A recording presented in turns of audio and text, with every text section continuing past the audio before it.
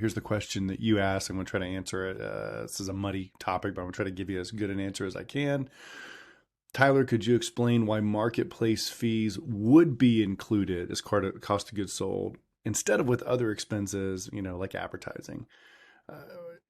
This is a confusing concept. And so let me tell you what's happening from a theoretical accounting standpoint. And then I'll tell you why seller accountant, why I have taken a specific stance on each of these items. So if you go back to like kind of the accounting 101 class, which for most people is their worst nightmare, but for me and the other accountants out there, we had to take the first class. One of the things that's really confusing, that I hate that accountants did this, is that there is a cost of goods sold section of your P&L, right? That's the entire area above gross profit. And then there's also a cost of goods sold that we tend to use to describe the actual products, the actual landed cost of the unit that we sold. And so the question that you're asking is, what other expenses should be included in the section cost of goods sold? And why the heck would it be something like Amazon fees and then not be something like advertising, right? And I'm going to tell you why theoretically, and then I'm going to tell you, I'm just going to acknowledge that this is an irritating thing, and I'm not sure that you can get this wrong. So anytime that you can identify exactly which unit an expense is associated with. In other words, if I sell this Rubik's Cube on Amazon, I can pull up the unified transaction report and I can see the exact seller commission that I paid Amazon, and I can see the exact pick and pack fee that was associated with this unit. Anything that is a directly attributable cost is what we call a variable cost in accounting. And that variable cost generally should be treated as a cost of goods sold above the line. And so the answer to your direct question for why in the world is an Amazon fee or a marketplace fee at a cost of goods sold, it's because we actually have the luxury of pulling a report and saying, actually, this fee was tied exactly to this unit that was sold on last Tuesday that was shipped by Amazon. It's a direct cost, and so it needs to be above the line. But now this gets confusing because we're like, wait a second.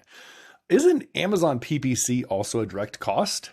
And the answer is it is, but the way Amazon chooses to bill us is they have one lump advertising block that isn't even always timed exactly right that hits our settlement statement. And so we don't, now you and I both do, because we can go to the advertising API and we can get pretty darn close, but we can't exactly associate each advertising PPC dollar with the unit sold.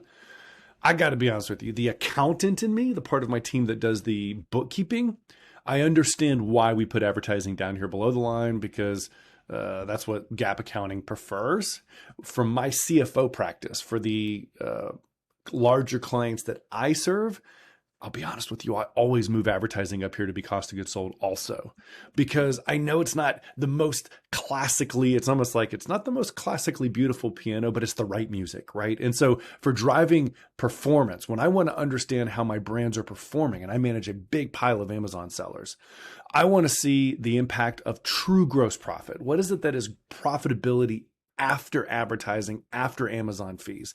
Everything else down here is overhead. Everything else down here is when I travel to a conference, when I pay for software, I got to keep that stuff small, but I got to make sure that my margins after ads are high. And so I don't know if that answers your question. It's a confusing concept because the accounting world has made it confusing.